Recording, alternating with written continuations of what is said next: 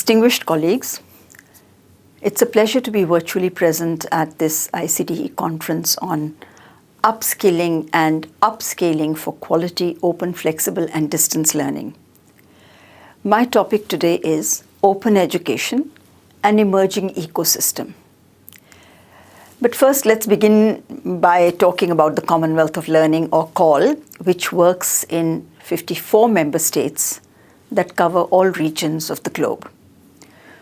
COL is the only intergovernmental organization established by Commonwealth heads of government to help member states and institutions to use distance learning and technologies for expanding access to education and training.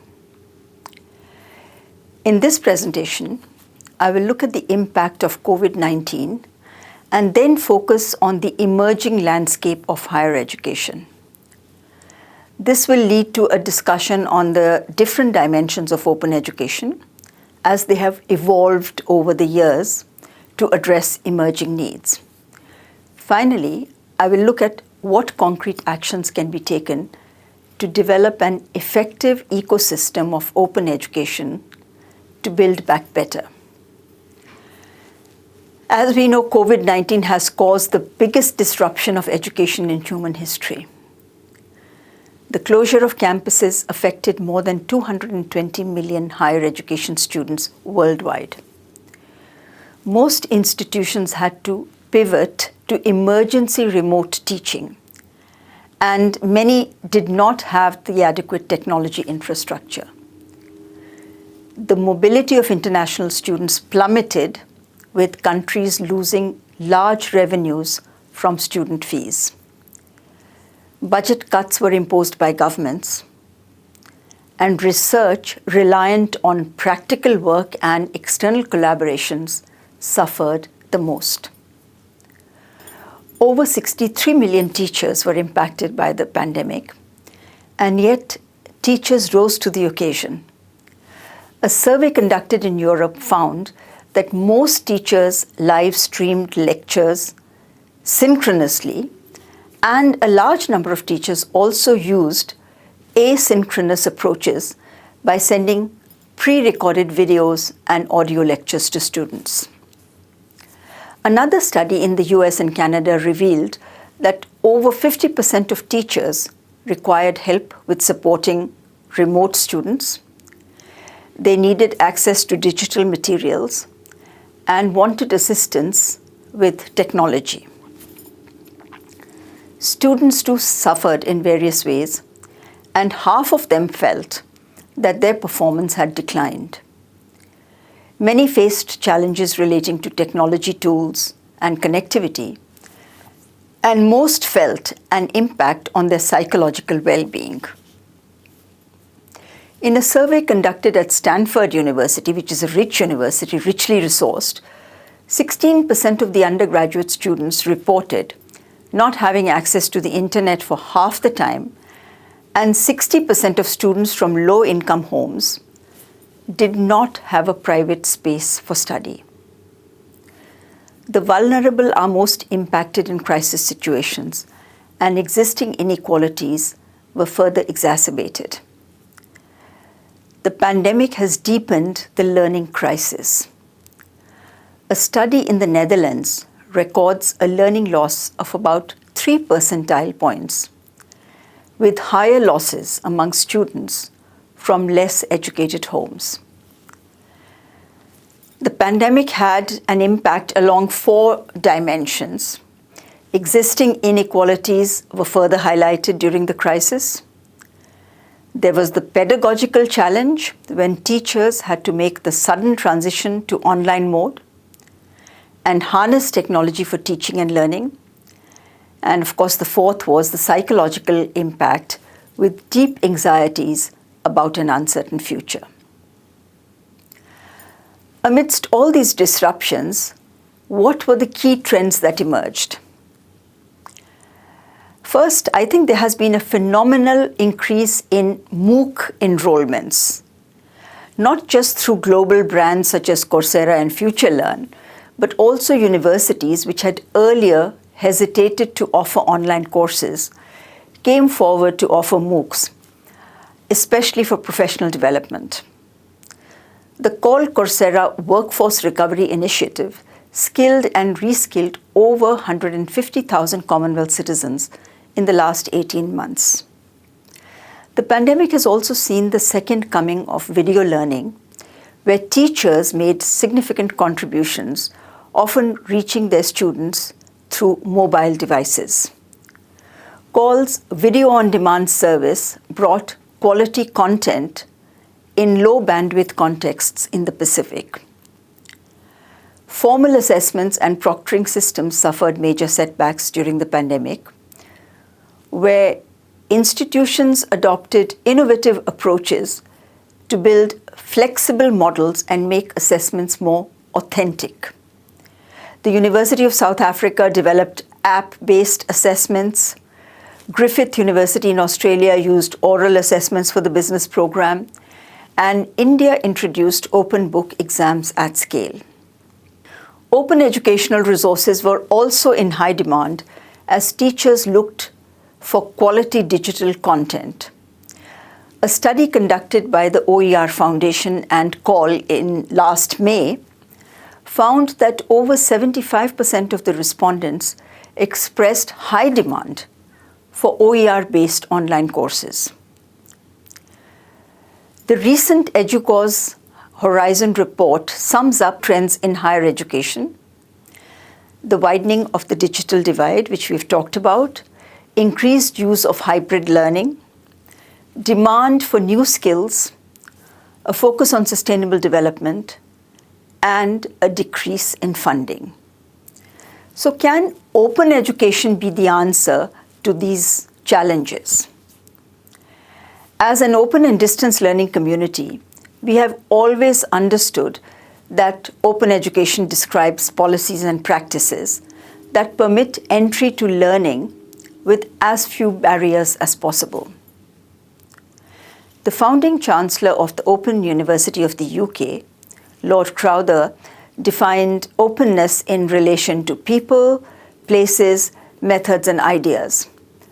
This forms the basis of what we mean by open education.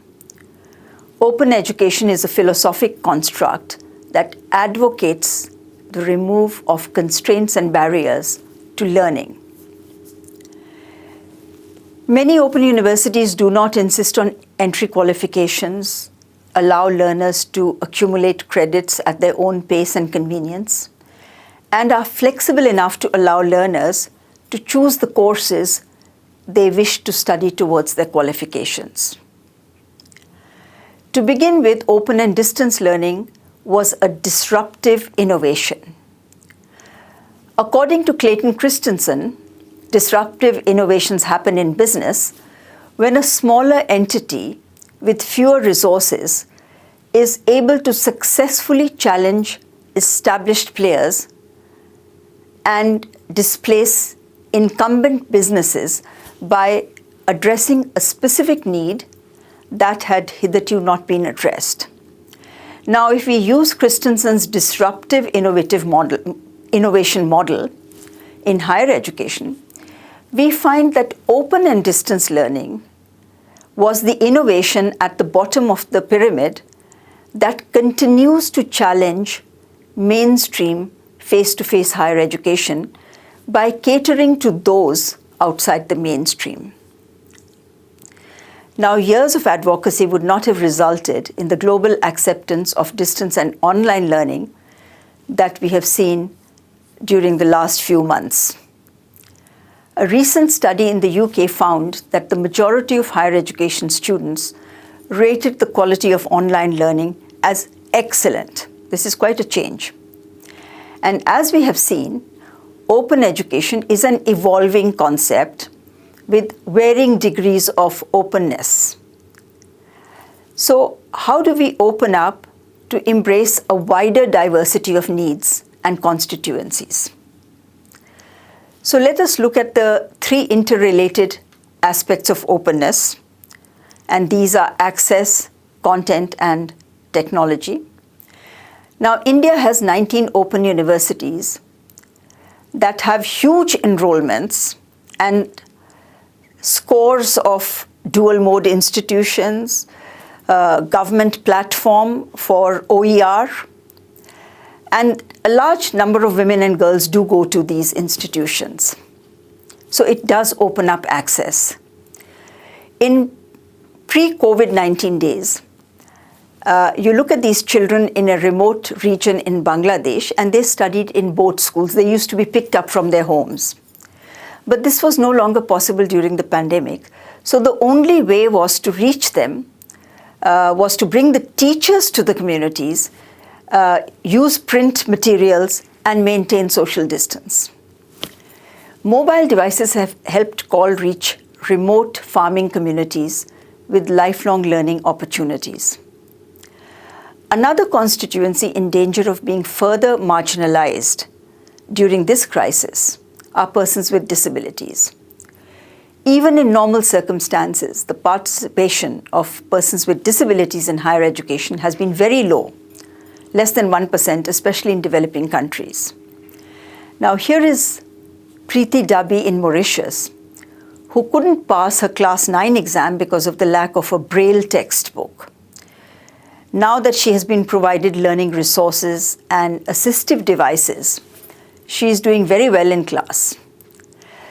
And in any case, more persons with disabilities prefer open and distance learning because it's more convenient, more flexible, it's affordable, and provides a degree of anonymity. While there are millions of OER available, in the past, the response has been somewhat lukewarm. However, during the pandemic, we have seen a rise in demand. The rise of OER signals three shifts for ODL institutions. Traditionally, open universities had an industrial model. The open universities of the future will be a more connected model. There were course development teams within open universities responsible for creating content. Now the teams will be dispersed around the globe and will adapt existing OER. The rise of OER will also encourage the students to be producers rather than simply the consumers of content. The third pillar of openness is technology. One manifestation of which is the MOOC platform, which allows us to offer online courses to thousands of students around the world for free. India has developed Swayam, a MOOC platform that opens up opportunities for free quality education around the country. And by allowing students to earn up to 40% of course credits towards their qualification through these MOOCs, India is further opening up education to the masses.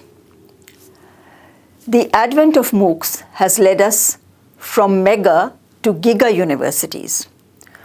Open universities achieved scale and largely operated within national or regional jurisdictions.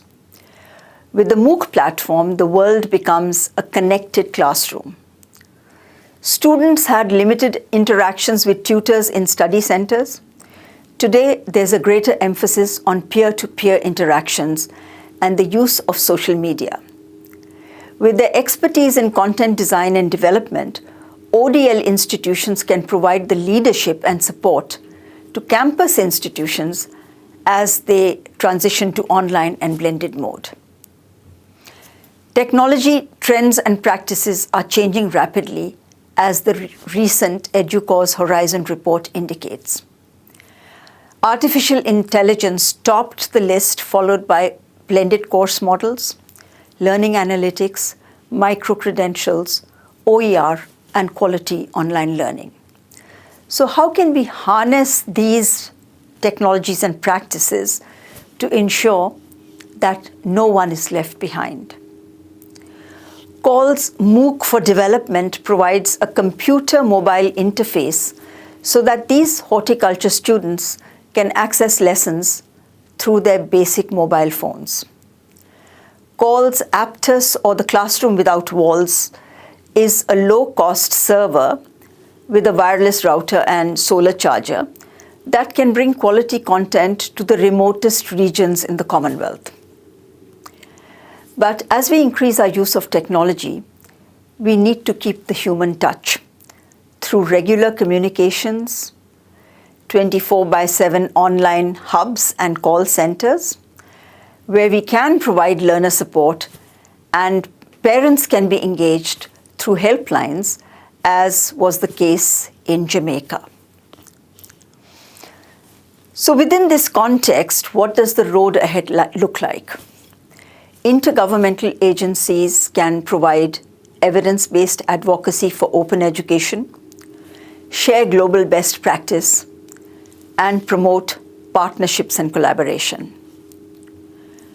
Governments can strengthen ICT infrastructure, mainstream open education through appropriate policies, and promote the development and use of OER, especially in indigenous languages. During the pandemic, even in countries which had open and distance learning institutions and open technology platforms for open content, it became clear that there was a need for better coordination at the national level to ensure optimal impact. Finally, the ODL institutions must develop enabling policies for reviewing their distance and blended approaches in light of the lessons that we've learned during the pandemic, while also strengthening their technology infrastructure and quality assurance mechanisms. The time is ripe to harness the potential of OER. More flexible and blended approaches can be implemented to address the needs of different constituencies. Creative ways of assessments and credentialing will be key, and research will provide the evidence of the efficiency and effectiveness of these approaches. ODL institutions can play a leadership role in building resilient societies and ride the waves of change. For example, we have seen a huge rise in self-directed learning during the pandemic. We can build on these foundations to promote lifelong learning for all and foster an ecosystem that provides learning for livelihoods. With that, let me thank you for your kind attention. Stay safe, stay cheerful.